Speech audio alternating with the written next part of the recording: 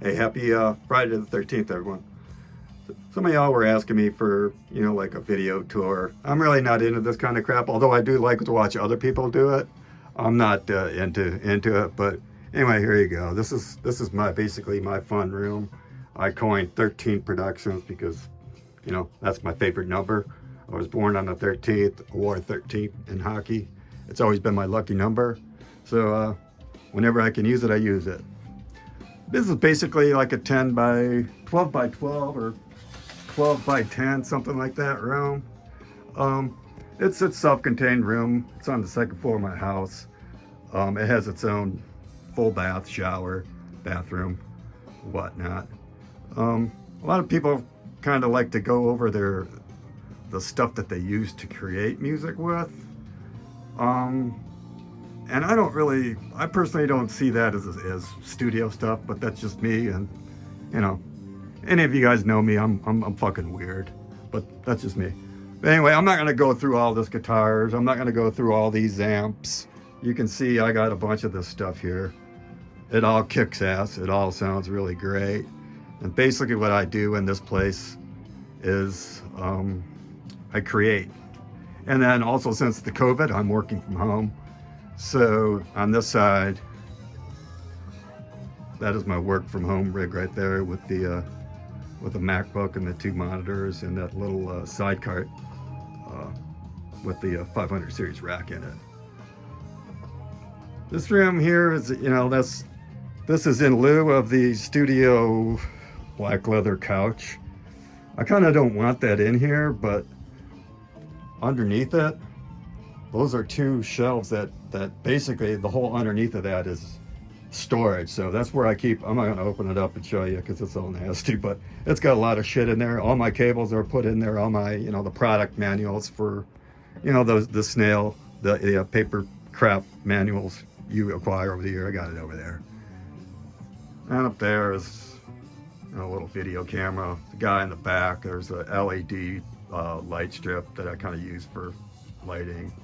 And my classical shit, and a little box for the warm, and then that little picture my little grandson Leon made for his grandpa because I'm an old dude. It's all right. So let's go through the stuff. I guess the centerpiece is the Studio One 5.1 that I use. And I'm running on a Windows 10 Pro platform, i7, 8700K, a couple terabytes SSDs, all that shit, PCIe Octo for UAD because I use UAD plugins. And actually the UAD plugins are so cool. I don't know if you guys use them, but that's actually what led to this stuff down here, which is the outboard gear, and using outboard analog gear as basically plugins. So they're hardware plugins. Really cool. They give you a lot of fun to play around with.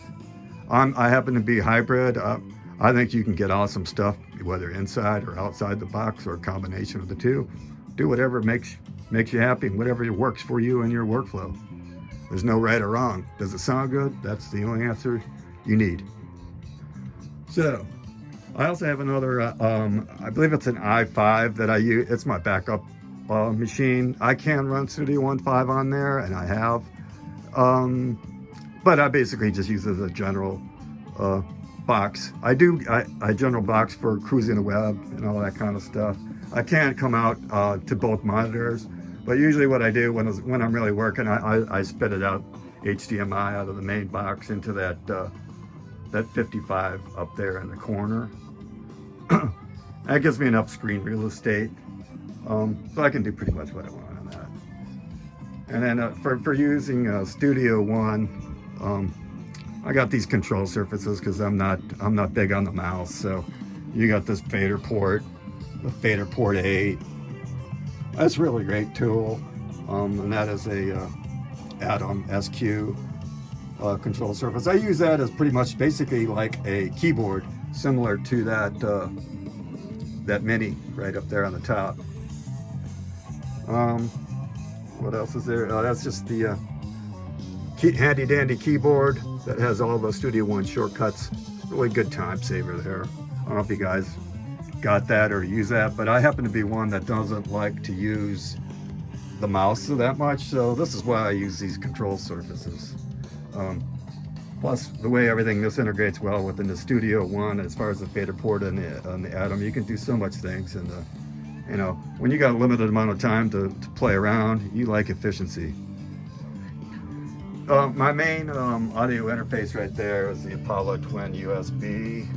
It's a Windows version, and it connects to the main. That's my main one. It's got, I think, it's got 2 DSP chips, and I use that along with the Octo. So I got a pretty decent amount of DSP power for running UAD plugins. So that's pretty good there. My other audio interface is this here. It's a PreSonus 1824. It's pretty cool. I can do 8 simultaneously if I want. Inputs. It's got they're 8 mic pre's. I use that before getting into UAD plugins, and you know, I don't know if any of you guys got into that using them, but I mean, they really sound awesome. So that kind of made me go over to the Apollo. It's so awesome to track in zero latency, and then also even to use the plugins outside of their, you know, the production stuff like the you know, like the compressors and EQ and all that, amp sims plugins, like from Feedman and Fox. They're awesome. Give them a whirl.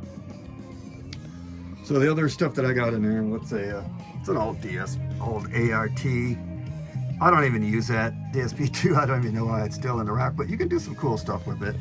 I used to use that as a pre into my Sonar setup, which I got away from doing when I got this dude here, which is Zoom R24, because I got so discouraged with the PC recording and nickel and dime by Sonar. I got away from recording altogether, but I bought that little guy just to do quick things. It's a 24-track disc recorder that you can also use as a controller, audio interface, or sequencer, or whatever. It's pretty cool, but the downside of it is, yeah, you can get stuff down real quick and do some really great sound and stuff, but if you ever have to edit anything, that's a pain in the ass. That little display there, I don't know, it's like 2-3 inches. I can't look at that crap. So that's why I got back into DAW and PC recording, and why I settled on Studio One from PreSonus. It's I have no problems with it. It's every version I've had has been pretty solid for me, so I'm kind of a fanboy. I kind of stick with it. The ancillary stuff that I got here is that is a Warm Audio. They make a lot of clone hardware, and they're very affordable, very well built, and you know, I don't get into the whole thing. Does it sound like the original? I don't expect something that costs this to sound like something that costs thousands of dollars more. I care if it sounds good and it does what I need it to do for me. So you got a 1073 EQ from Warm. Then below that is their bus comp, which is really, really cool. I kind of like that a lot.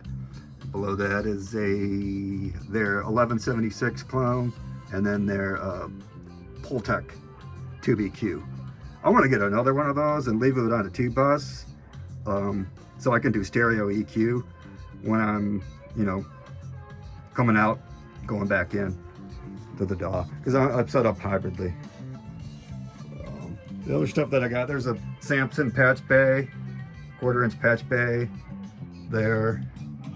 This side rack here, that is my work from home rig. And then I have a Purple Audio, let's see if I can turn this on here.